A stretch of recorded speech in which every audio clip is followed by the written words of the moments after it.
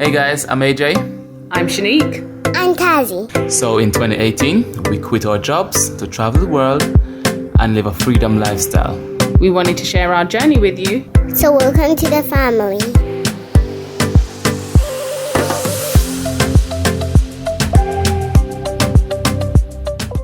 Hey Fro Family, welcome back to another video. It's Shanique here from FroFamilyTravels, and we are back with another Black Brits Abroad interview, our second one.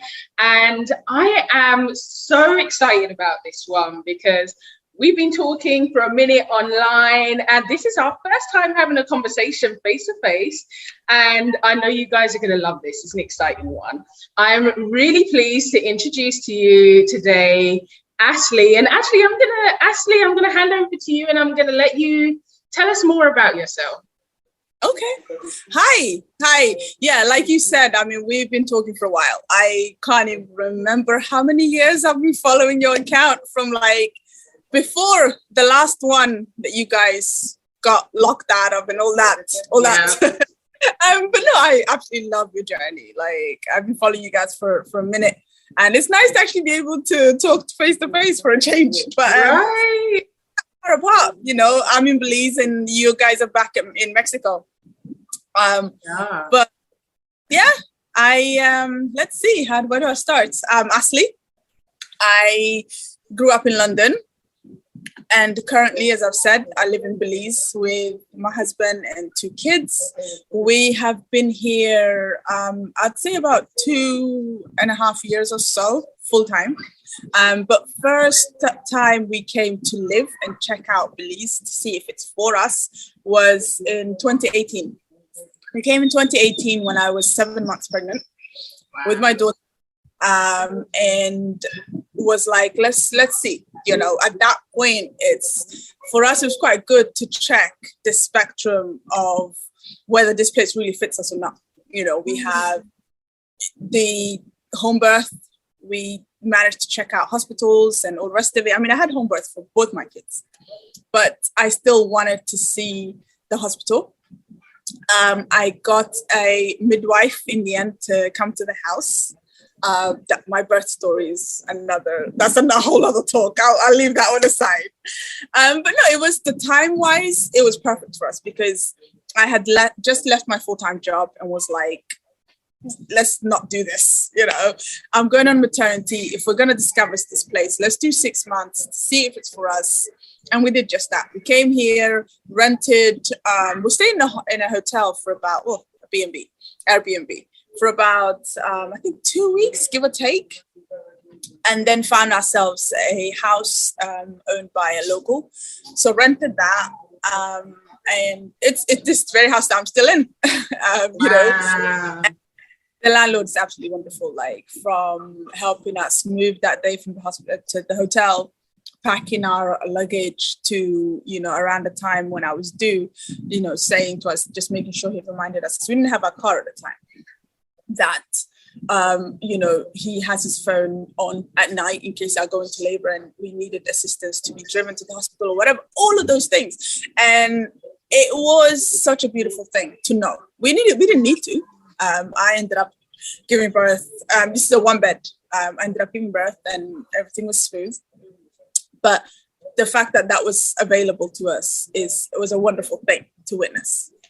But yeah, so we did the 6 months, had our daughter here, and in April 2019, we went back home to England. At this point, we decided that Belize was definitely for us. And at the time, briefly look around for some land to see, what we could buy, what the rough idea of costs were.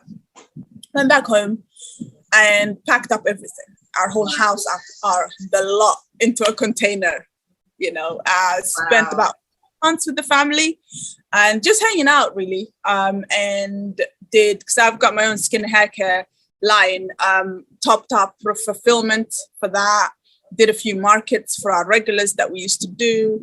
My husband does landscaping and design, so he did a few jobs for some clients that he couldn't leave behind. So just tying up loose ends, Did that, packed up, came back. But we always fly to Cancun. Whenever we come from the UK, take a break, stay there for a few days, and then we take the bus to Corozal, because where we're at is at the border to Mexico. So you're right at the border. Yeah, we get the bus from Mexico through to here, and that's it. That was kind of the beginning of our journey. Wow, fantastic. I love it. So take me back. How did you decide that, you didn't want to live in the UK anymore? What helped you to come to that decision? Oh, gosh. Such a long time ago. I mean, so many reasons, honestly, I think, as we can all relate to. But for me, I think it goes back to growing up in London. London, actually, I love London. I really, truly do. It's my heart. It'll always be home. But the reality is, as a Black person, we don't belong. I didn't belong. Even though London is super multicultural and it's a lot easier than other parts of Northern England or Wales, Scotland, whatever you want to call it, despite the diversity, I'm still an outsider. Mm. And the fact that I was born in Somalia, but I left there when I was 3 or 4. Okay. I didn't even I know nothing of Somali. I know to speak Somali, that's through my parents and everything else. But the first time I went back was in 2014. It took me a good 24 years to go back. And it was a new world. I knew nothing. And it was bizarre because I was really looking forward to it. And we ended up having a traditional wedding there.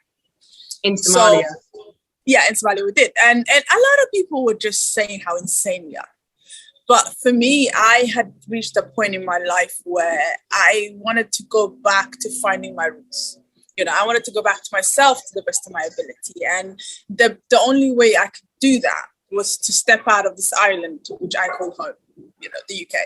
And because it's not home, and it never will be. Mm. Then this is going to be a talk for a completely different time. We have the added layer of being diaspora child. I didn't belong in Somalia either, despite the fact we can speak about the diaspora child issue another time, but it was an important part of my life. I needed that, So I think the idea of not belonging in the UK and deciding to leave was always there. I think it was always there because I knew in my heart of hearts that it wasn't home and it never was going to be. So I needed to search for my home. And the default naturally is, let's go back to the continent. That's where, absolutely. Yeah. Again, it is. I'm not taking that away. But for me, at this stage in my life, like I've said to you guys, and I commend you for going back to Mexico, is that right now where I am suits me. 10, 20, 30 years from now, I don't know. But right now, this works. This is the best balance because despite having lived in Somalia and Kenya, done most of East Africa, I haven't done the rest of the continent. The best welcome and treatment I've received as a Black woman, Belize, and we've traveled a lot of places in the world. Belize tops that hands down. I've got the best treatment as a Black woman. And for me, that says a lot. It's a big deal for me because that's having come from Europe, seeing that life, gone to Africa and seen that life and the issues and complexities that come with it. And then here, I feel like I have found that, even though balance is an overrated word, which I'll tell you about another time, I found that balance, lack of better words, the in-between of the worlds. I think that to go back to the original question, I've known for the longest, and the icing on the cake definitely was settling down, getting married, knowing that, you'll have kids at some point. Do I want my kids to grow up the way I did? No, I don't. Yeah, understandable.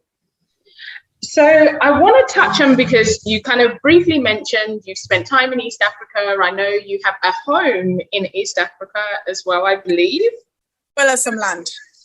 So, right. have a home and some land in East Africa, and so you kind of is your plan to live between the continent and Belize, or Belize? I hear people calling it Belize, and I hear the reason you hear Belize is because the Spanish way of saying Belize is Belize. Belize is the English way, so they say both. Okay. Okay. The idea for us was, a merge between, like, we're nomads. Like, I ancestrally, I am actually a nomad. Like, that's my ancestors were camel herders. That's what we do. But I love to travel. But I still wanted a home and I wanted to settle somewhere. But on a grander context, in thinking about our kids and their future and wanting genuine freedom, not just this Western sticker labels of what freedom looks like. We genuinely want the freedom of movement. We want the freedom of full control of our monies, our physical selves. And to do that, I think, having one passport, living in one place and having your money in that one place is not the way forward. Right. We've been saying this for a minute now, which is what's led to, I will go into the decentralized life in a minute. But the year 2020 was such a turning point. And I think, and I've said this to a lot of people, if that year has not woken you up, and I'm really sorry, like you've got another one coming, because the way every government around the planet flexed their muscles, the amount of restrictions and people's freedom being stripped the way it has, if that doesn't, you've got another. Yeah. Somebody else has control over what you eat, what you sleep, and how you move your body. That's a problem. If they can freeze your assets and you go to a cash point and you can't withdraw money, there's a problem. Yeah. It's a real problem. So that was the key element. I mean, for me, partially having the house that we bought in Somalia was built by my grandmother. So I bought it more from a nostalgic perspective. Okay. And the piece of land I bought for investment perspective. Right. And the idea for going forward is roughly every 5 years, give or take, we want to build in a different country in another continent so that we have home and land all over the world. Woo! That's the plan. That is the plan. We are 8th year this year into our marriage. Before we get to 10, we have ideally places in 2 continents, 2 different countries. Every 5 years, move that forward. That's our plan. Wow, that's amazing. So I don't know if you're willing to share, but do you have your eye on next continent, country already? Country, no. It's work in progress. We've got a few. There's definitely a top 3. Okay. Divulge on that yet, because this house build is taking a lot out of us right now, and what we've agreed is we're going to take a pause. We're going to take a breather, recuperate, and then we'll talk. But the idea is either Southern Europe or Asia. That's roughly the idea for now. Wow. So we'll have to wait it out on that one. But yeah, we have our eye on a few bits.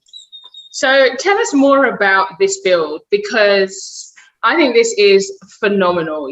Most people would move to another country and, a lot of people want to invest and they want to purchase, but most people would purchase a house that's already built. You didn't decide to go down that route. So how did you get to that decision? And you built your own house in bare hands. Tell us more. I've got the rough house to show for. I mean, my hands are not as rough as they should. Well, they could be because of my cream that I make. I'm lathering myself up like you wouldn't know it. But so the idea came from wanting something truly unique in us, and wanting to be budget conscious, because the best way to get exactly what you want is for you to do it yourself, Sure. or spend an arm and a leg. Yeah. And we weren't ready for that. It's like your home or your house is supposed to be an extension of your physical being. And I think there's an outpouring of energy that goes into it. Not everybody's able to do this on their own. I'm fully aware of that. But I do think people should give some elements of the build. Definitely, I would recommend that to anybody, because a part of your essence goes into the space. This is your sacred space. If you can be the one that has laid that foundation, then you are inadvertently blessing it yourself. That's beautiful. Of your ancestors along with you, doing that with you. Wow. There's more power than that. So there was a lot of, from a personal growth perspective, there was that. And the money part was like, well, if I can avoid spending money, why should I? Why should I spend it? That's basically what I'm at. Like, either spend extra money on getting this house built, or use the money that I was going to pay the contractor to buy a piece of land somewhere else. I know which one I'm going for, and that's exactly what we've done. Wow. And so how long did it take you from purchasing your land to, you're finished now, right? The build is done or almost done? Practically done. It's just like a matter of weeks till our first sleep. It's a matter of weeks before our first sleep. And the entire process took how long? I'd say about a year and a half, give or take. It was complete bush. Like, it was a bushlands. Like, there was no path to walk. When we started, so we cleared, found the spot that we wanted. And a lot of it had to do with, because it's 6 acres. Ooh, 6 acres. Nice. And what we needed to do was, because we've got, a fair number of family and friends that are considering this way of life. And, there's been conversations regarding, coexisting or some people, purchasing a little home, put it on a piece of land or whatever. So there's a lot of openness in the way we're doing things. You have family and friends that we wanted to leave space open to come and stay with us. Sure. So we did a floor plan, ground plan essentially, and picked where we wanted to put this current house, which is in its own right kind of a in-between house. This is more of what's going to house our family and friends when they come eventually. It's a 1-bed, very big open plan space. We spend most of our time outside anyway. And then we had to make sure we, check the land for what areas have the better soil so we can plant the vegetable garden essentially in one corner. But the landscaping in general is practically a food forest. Everything that's included and that is in the ground has a use. Amazing. Everything has a use. From the flowers to the leaves, the roots, the works, all of it. We have things like dandelions and rosemary and lavender have been doing well this year, which is not something that thrives in this environment, but it's something that we're used to. So we had to try and navigate the physical build with what grows where. Yeah. Leave open enough space where, we can do future buildings in different parts of the land so that not all the buildings are like this to each other. This is amazing. But majority of people don't have this kind of, or would feel hugely inexperienced to take on a project like this. So what kind of experience do yourself, your husband have to be able to create all of this? Well, thankfully, we've started off lucky in the sense that my husband's been in construction for about 20 odd years. So we're lucky in that sense. And I understand that it's not quite the same as somebody who's starting from scratch. But myself, I don't have any experience at all in any of it. But this week, I was doing the electrics. I'm installing all the sockets in the house. I did the physical ramming of the rammed earth walls and the pillars, as you've seen. That's where 2 dress sizes gone, by the way. There's so much weight. It's ridiculous. But, so it's, I think it's a mixture of starting with the willingness. I am there. If I was to do this without my husband, I'd still do it this way. You still feel you do it by yourself? Wow, really? Because I feel like I managed to, before starting this process, I wasn't sure of how much I would play a part in our build. I thought we were going to need a lot more contractors. When we started, my daughter was about a year and a half. She's 3 now. Year and a half. I was about 6 months later breastfeeding than I wanted to stop. My plan was breastfeed till 1, breastfeed till about 2 years and 3 months. Anyway, like we're building and I'm breastfeeding. That was something else.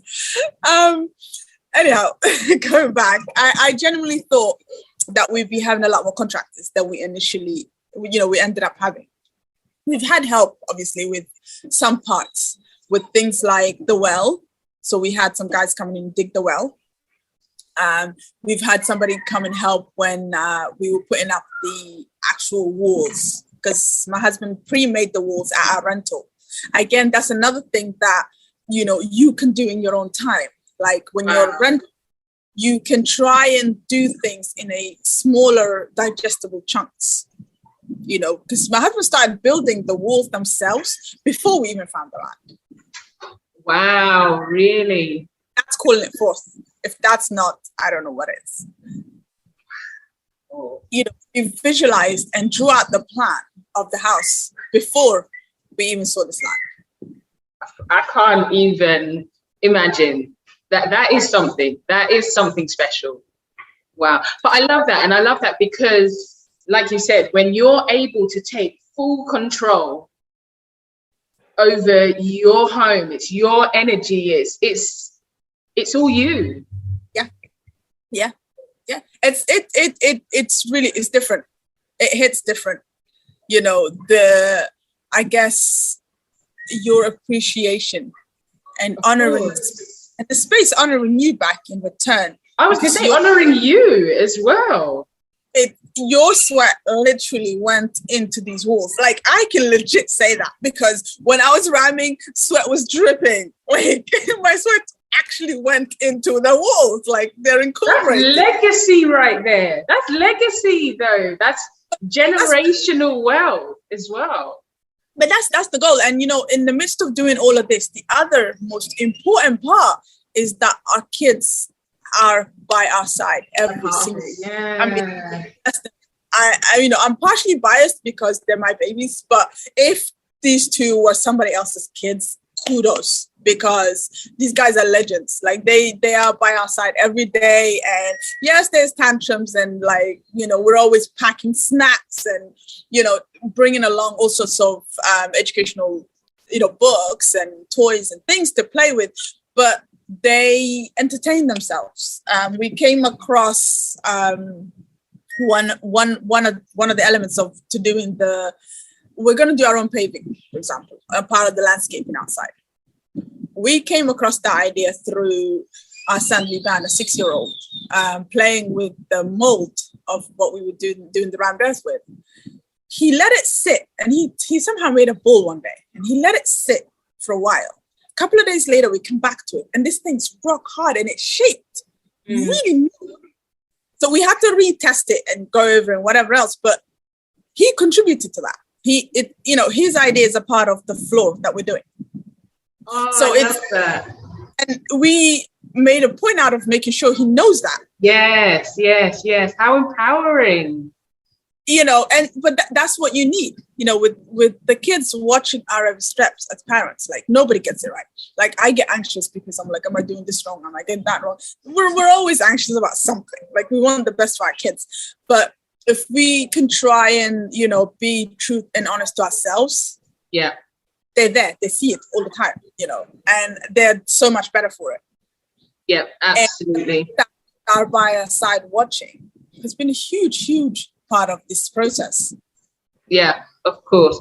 So they're by your side every step of the way. So they're not in school. They're not sitting in a classroom like many people would expect a 6-year-old to be.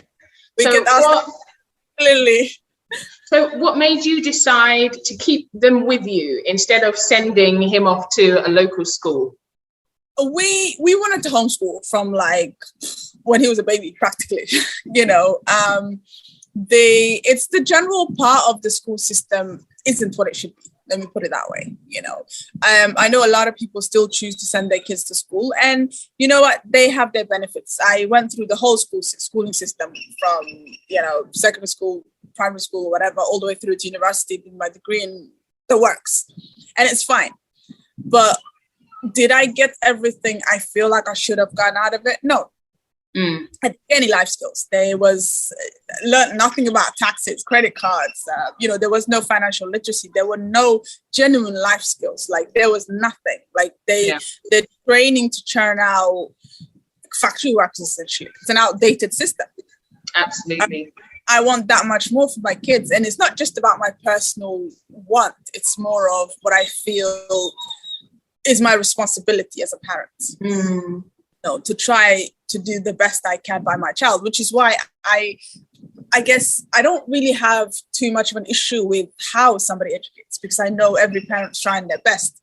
And sometimes our best is surviving by, plonking the kid in front of the screen for a little while so you can gather your thoughts for a minute or get dinner cooked, whatever it is. It's far from ideal, but you know what? That's what works for you. That's what you're doing. You're doing your best. So, so I've got nothing to say to that. But for me personally, homeschooling was a choice because I want more for my kids.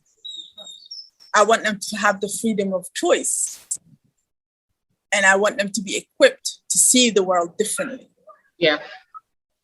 So, that's how they came to be beside us. And we play around with the terms between, unschooling and homeschooling and life schooling, all that. But we incorporate a lot of different elements into their education. We've got workbooks.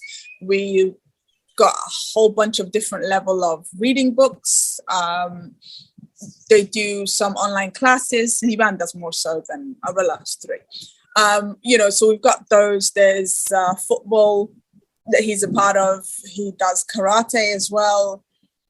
So it's just mixing so much together to be able to give them that open mind to try different things. Like for example, there's a t-shirt printing shop that's near us. And the guy must have asked my husband to make him this like a jewelry shelf type of thing. Anyhow, so he wanted to pay him. And for the longest, Liban is very inquisitive, our son. He loves knowing how the mechanics of things work. He's the type of guy that's took apart his bike God knows how many times. And it's like, we got to put it back together. Oh, but anyway, this guy is always forever trying to understand things from your perspective to how does it all fit? How does it work like this type of thing? So anyway, he's always been fascinated by how these t-shirts came to look like they do. So we asked the guy if he didn't mind teaching the man how to, print his own t-shirt. The guy was like, okay, fine, get him to do his own painting. So Liban did a painting and went to the shop, and he went through the whole process, scanning it or editing it, printing it, onto the t-shirt, and he's got his own t-shirt. Wow. He's at the bottom of it. So again, there's that writing, there's so many lessons in that one activity. So it's just making use of little things like that. Yeah. So it's just one element of what we do, and we're excited to have them by our side essentially all the time. I love that, because I think, one of my biggest problems about the traditional education system is it doesn't cater to each individual child. It can't, in the way that it's set up, it obviously can't. One teacher, 30 to 40 kids, it's impossible. It's completely impossible. Whereas with world schooling, unschooling, like you said, whatever you call it, you can literally, you're still there. Cool.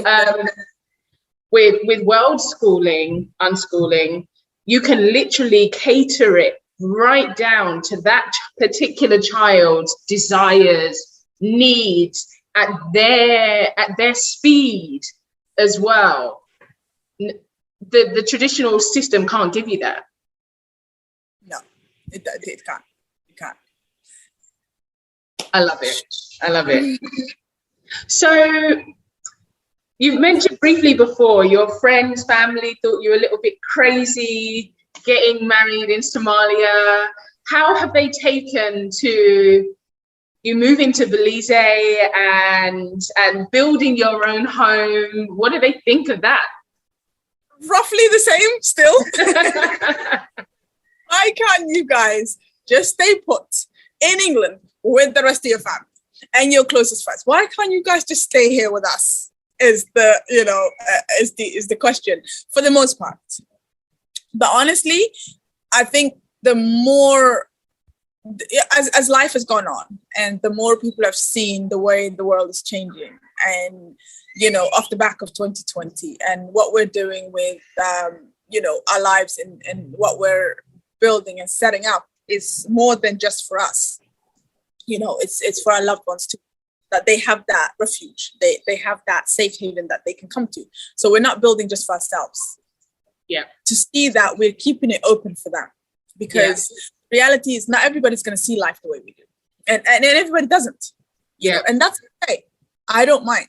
It's okay. Like, we are where we are in our evolution, and we're processing things in life as is in our own time, and that's fine. I'm not going to expect you to be where I am, and you can't expect me to be where you are either, because our life experiences and our processes are different, and they always have.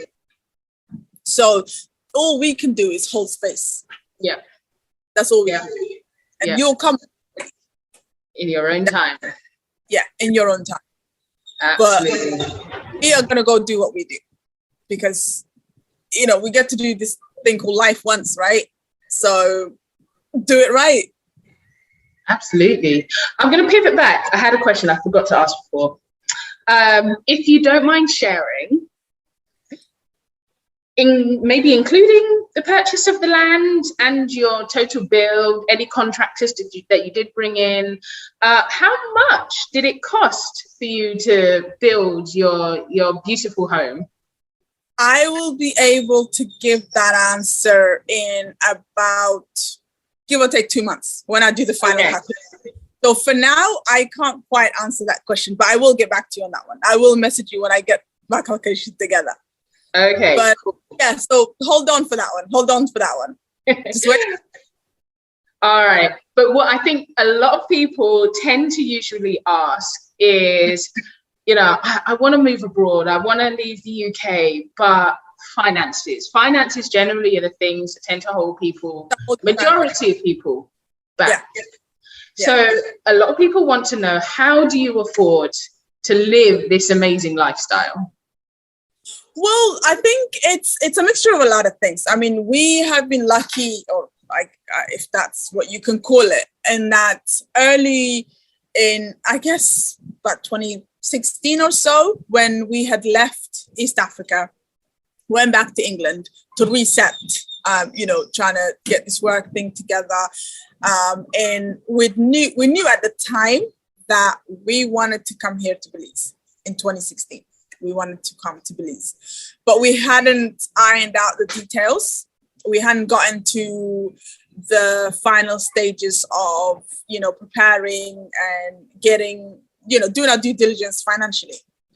But we did start off the back of having spent a lot of money in East Africa, started investing in 2016, diversifying our investment and tightening or starting at that stage, tightening our financial literacy. Okay. So the importance of keeping an eye on where our money goes, how it comes in, and from what, different parts it comes in from. Like, I mean, you're very big on, multiple streams of income. So for us, it was understanding that part, adding the investments, because the investments we were thinking at the time was what going to afford us to sit back and not having to work as much. So how did we then go forward was the question. So we decided to go heavy on investments, educate ourselves. And I mean, at one point, that's literally what my husband did. And he still does, spends majority of his time on financial investment. And we started our journey back then. And it's the investment decisions that we made back in 2016 that have enabled us to live without needing to work right now. We haven't worked. I mean, my last day at work was some point in May 2018. I guess if you don't count my skin and hair care business, which I can't really call working per se. Like I did a few batches of bits for my regulars in the UK because I left the country, I didn't want them to miss out on a routine that they've had for a bunch of years. It was more of like a guilt trip. But so anyhow, so that was that. For me, I would definitely say the investment, just knowing, understanding diversity. Diversity being. What kind of things were you investing in? So we started from doing tech. We got early on in the crypto world back then. We did tech investments. We did precious minerals investments. Well, we still are. I mean, all of those, and then you have just general livestock, farms all over the world, because the more you spread out, like when things happen in the world and one market dips, another one tends to go up. True. You want to make sure that you've got your ground covered as best as possible. Yes. So cashing on one for X time of, X amount of years, and then you kind of pause, reset on that one, and then you can cash in on another one and another. So that's what we've been able to do, which is basically investments are what have, one, let us live the life that we live right now without having to work and fully focus on our kids and this land and this building. Secondly, it's enabled us to buy the land with the money that we pulled out of the investment. The money to build, even though we're doing it very cheaply and we're doing it ourselves, it still costs a lot of money. Cool. The reality, the cost of materials have skyrocketed over the last couple of years. So that's another industry which, having gotten in sorry about that. All right. We're here. Having gotten in a few years ago, we were able to cash off on. I mean, paying for it at the end because we're buying materials, but Yeah. So investment definitely is the one that has got us in. But at the moment, I think I'm getting to a point where soon I want to start, because we started doing investment advice. A lot of people have been asking since we started the D-Life blog, because for the longest people have been saying, well, why are you not sharing what you're doing? Share your journey. And I was like, finally, okay, fine, let's get this blog going. Even though I haven't had that much time to keep it updated for a few months, it's still going. And we've had a few people that has jumped on board over the course of the last few months in wanting financial advice. So we do investment and financial literacy, I guess, consultations, classes, whatever you want to call it, where you'd have a monthly call. And the first sessions would be setting up a portfolio for you, get an idea of, what sort of investment sector line with your morals, what's important for you, because you can't just invest in everything. Right. Some things align better with your being than others. There's some stocks that we've let go of purely from moral perspectives, things like, uranium, nuclear, it's a very profitable sector, but it doesn't align with us. So it's not always the money. It's finding that balance. Investment, I'd say, definitely has saved our behinds. Wow. I like that. And I'll put your information in the description of this video for anyone that is interested and would like to book your services. What is it you love about Belize? Oh gosh, for such a small country, like it has so much to offer. But I think I fell in love with it from like my first arrival. Like when we got here, and we were at the border, and the customs people was so nice. Like the lady at customs, which I thought was a complete glitch at first, which I discovered was actually perfectly normal, was just treating me like another sister that she's known for forever. I was just being really nice. And at this point, I wasn't sure whether it's because I was heavily pregnant that people were being extra nice to me, or, I didn't know what it was, but it was really welcoming. And it was just nice to be seen, like, as the Black woman that I am, but not it being anything apart from, it's nice to see you, sis. Like, that's all. Right. As we lived, people just being generally nice. And I guess even in Kenya, I was mistaken for a local quite a lot. But here I get mistaken for a local as well. Really? Yeah, and people are just really happy, like thinking that they meet somebody that, have lived here all their life or whatever. And then I open my mouth and they're like, "You're not from here, are you?" Yeah. But no, I think that the people definitely have to be like my favorite. The other thing is that for such a small country, it's so diverse. Like, you've got the islands, who are the Keys, absolutely beautiful, breathtaking. You go inland, deep jungle, mountains, cave tube. It's just dense, lush, beautiful green. And it's like each district you go to is a completely different life of its own, and then you have so many different cultures. You've got different groups of Maya people, and you have the Garifuna who settled here in the south, and you have the Mestizo, Yucatan Mayan up here in the north where we are, which is closer to Mexico. So it's just a variety of people, and the country is just as diverse, which is just so cool because there's something new to sample, something new to try. And I just didn't expect that from such a tiny little country, because that's literally all it is. It's a little thing. That's so interesting because, I think a lot of the time when people think about, especially Black people, melanated people, and they think about wanting to move to somewhere, especially where we are hugely represented, Belize probably isn't one of the countries on their list. A lot of the time people think about the continent. I didn't know anything about Belize at all before coming to Mexico, and I think before following you really on social media, and speaking to you and learning that there's quite a huge population of Black people there. Yeah, there is. I mean, a lot of people, I think, when they think Central America, or somewhere where people that look like us live, you think you're Colombia. Colombia's beautiful, but it's expensive, or people think Costa Rica sometimes, or Panama.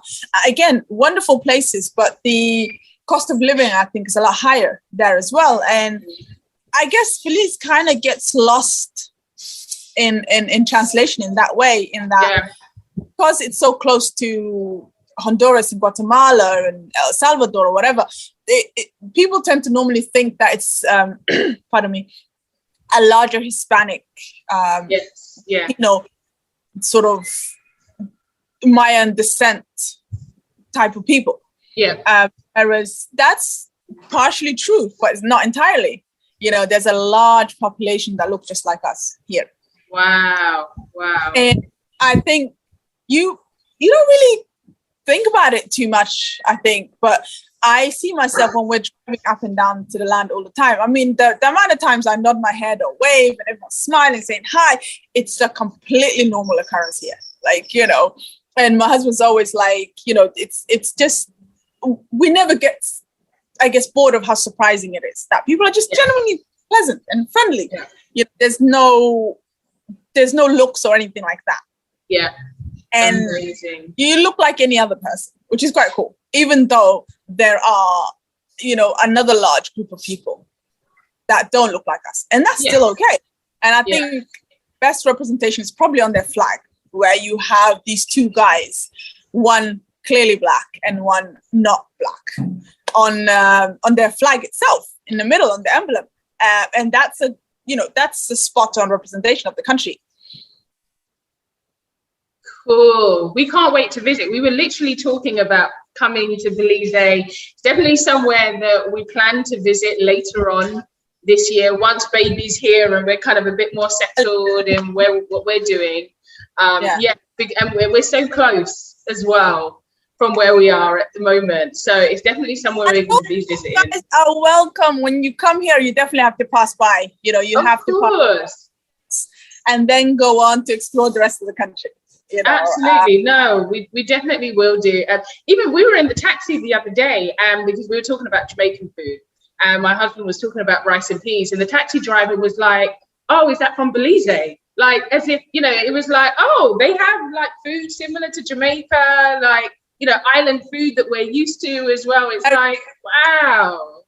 Yeah, very similar. The foods I think you will be okay with because it's just so familiar to what we're used to. You know, so it will definitely not be something that you're not going to enjoy. All the local food, and such a huge variety as well in the mix that you're definitely not going to feel like you're missing out on anything. Oh, I can't wait. So what is, you know, obviously you're building, but generally you're still renting and living at the moment. Can you say what the average cost of living is where you are currently? At the moment, we're renting a house like right bang in the middle of town. The reason we did that was when we first moved, we didn't have a car here. The first 6 months that we were doing, so we wanted somewhere that was, you know, easy to get around from. Yeah. So the rent, utilities, the works, I would say about £800, give or take, including food, all our expenses, everything. Really? And internet works. £800 a month. Mm-hmm. Wow. How many bedrooms is your place? 1 bed. That's a 1 bedroom. But our neighbors have got a 3-bed and their rent isn't that much higher than ours. Yeah.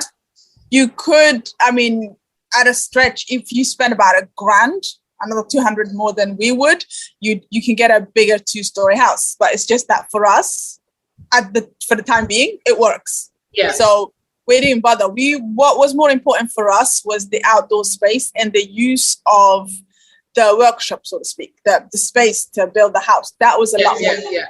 Never inside the house anyway, apart from sleeping at night. Like, we're barely inside the house. Yeah. So that wasn't a necessity for us. But there was a 2-bed that I was looking at for a friend of ours that wanted to come from the UK. It's 1 block back from the water. 1 block. It's literally, you walk around the corner to the house in front of you. You got the park right there where we go swimming every Saturday. That was going for 400 Belize dollars. So that would be 200 US a month. 200 US a month. And it's a perfectly comfortable, really cute little 2-bed, like really nice and simple, you know. You have your little outdoor space. It's not as big as where we are, but it was a nice little outdoor space. You are 2 minutes walk from the ocean. Like, wow. Utilities aren't that expensive, you know. So you're looking at $200 there, 500 US, I'd say max on rent, utilities together, and then your lifestyle on top of that is up to you and how you want to live, you know. But for us, the key thing has been to minimize on our living expenses, budgeting accordingly, so that we brought the cost down. This is, I think, the bare minimum we could have brought it to. Like, I don't think we could have stripped it any more than we have right now. That is, yeah, you're doing well. So you want to move, you have to think about how you can budget and how you can bring your cost down as much as possible. Yeah. You guys have found some awesome rentals all over the world that you've been, so you know it's definitely doable. It's just that you got to go out there with the locals. You got to go out with the locals. Otherwise you pay expat price, which nobody, you know. And that's exactly what we did. So I think for me, my advice would be to look into, after you've decided, you know, what country is good for somebody that looks like us, look into the lifestyle expenses in a country. Because I know at the moment Mexico is super popular with, you know, Black people in general. It is. But the lifestyle can be a little bit more expensive than it is in Belize, for example. Sure. I know Costa Rica is a whole lot more expensive, well as, So for me, it's like, well, if I'm going to get a similar comfortable lifestyle, and I can save a whole lot of money, and I'm happy where I am, it's a no-brainer. And it's for where we are, the ease of travel and movement. Like, I can get to you guys by boat. Yeah, I love that. I have our car across to come see you guys. I love that. And it's not that far to get to places like Costa Rica. It's not that far away. Neither is Jamaica. So for where we're situated, it works. I'm trying to signal to AJ. I'm like, so you want to like move to Belize? It's sounding very appealing at the moment. Give yourselves a couple of months, come through. But no, I mean, I think for me, in terms of advice, definitely what I would say is look into the country. Yeah. In terms, what's your average spend?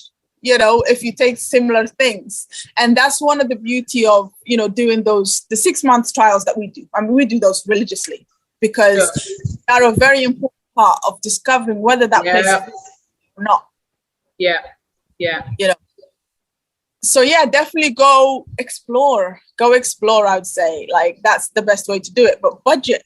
And don't be scared. Like, I genuinely feel like it is doable. It's really doable because we live on less here than we did in the UK. Way, like, it's our last place before we left. We lived just outside of London. And we were spending about £4,000 a month. £4,000. Like, what? What do you mean? Like, why? Why am I doing this? Like, and I was working hard. Like, I was making good money, but like, where is it going? Yeah. I was like, nah, I'm not doing this life. Like, no, not happening. And that was back then. And like you said, that's before, as you said, everything's increasing around the world at the moment. That was then. It was then. And imagine what things are now with heating expenses going up. And I'm like, no, bro, no. Like, I'm not doing that. But the reality is, I know a lot of people get worried. And this is why it's important for us to have these genuine honest conversations in our life. Like, yes, there's some discomforts that come with, moving abroad, like we were talking about with people, our families or friends going like, but why? Why don't you just stay here? Why are you going? It's going to be tough. You're going to be on your own, blah, blah, blah. And like with, you giving birth abroad at the moment, I'm sure you've been bombarded with healthcare. You should come to the UK. I'm like, I've heard that one. I've heard that one twice, and I was still told people where to go. I had home birth. Okay, both times. Like my daughter, when she was born, by the time she was 3 months, she had both her passports. Her British passport. She has two passports. So she has a Belizean. Is that correct? Belizean passport.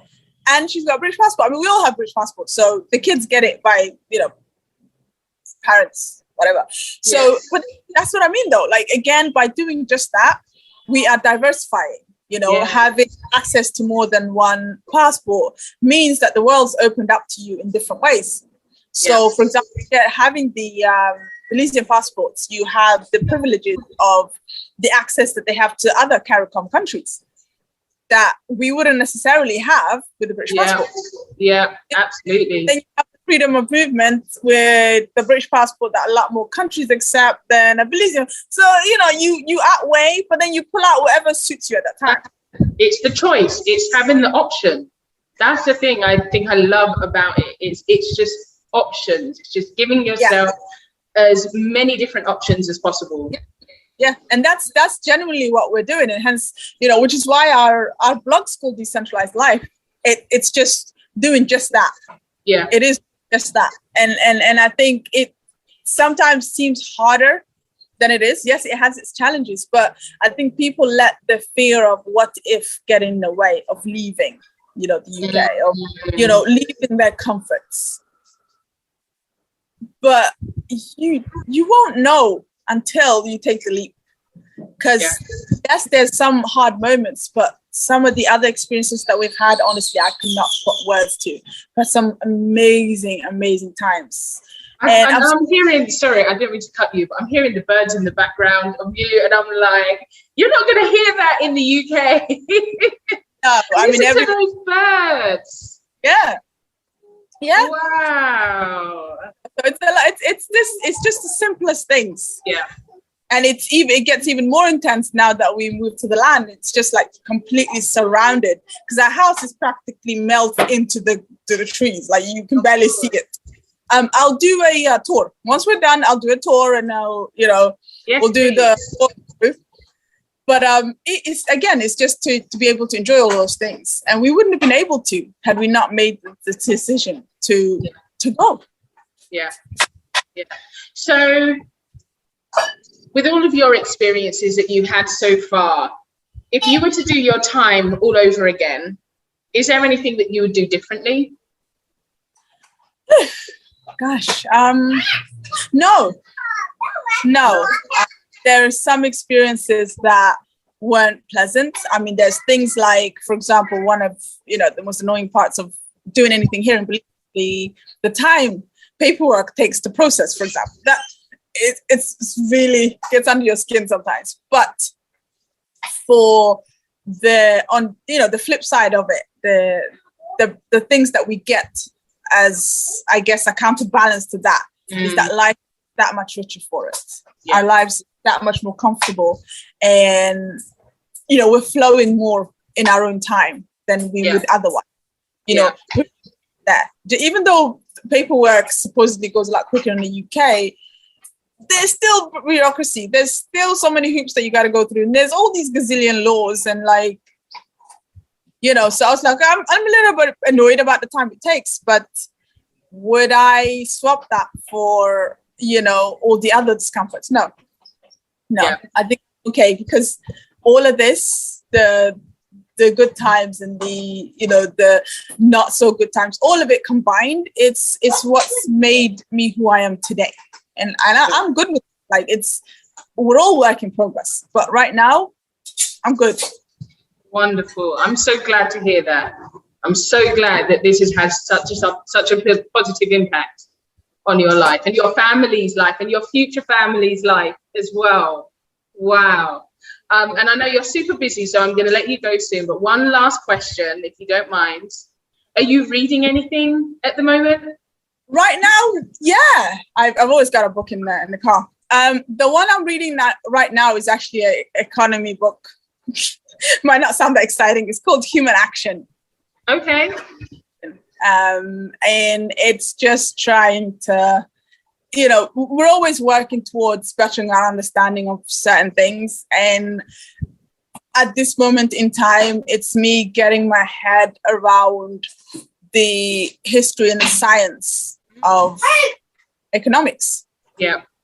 It's not a very attractive topic, but I'm actually finding this book really fascinating. It's a slow read because there's a lot to digest, but it's a really good book. So you'd recommend it? Yes, I would recommend Human Action. Thank you for sharing that. And thank you for gracing us with your time, your wonderful energy. And nice to talk to you. It was such a pleasure. I'm so excited for you. You're getting there. And it's just so wonderful to be a part of witnessing, you sharing your story as openly as you have. But yeah, thank you for inviting me on. And I hope our conversation helps somebody, make their decision I'm sure it will. And just not worry about, the what ifs. Self-building is a learning journey, which is super awesome. It's tiring, but it's amazing. It's really, once you get into it, you'll realize how incredible it is for you. Yes. No, I appreciate your time, and thank you so much again. And yeah, we look forward to seeing more of your house once it's fully ready and you're all moved in. We can't wait to see what it all looks like. So thank you, Ashley. Thank you so much for joining us. And guys, we'll see you again in another video. Take care. Bye. Bye.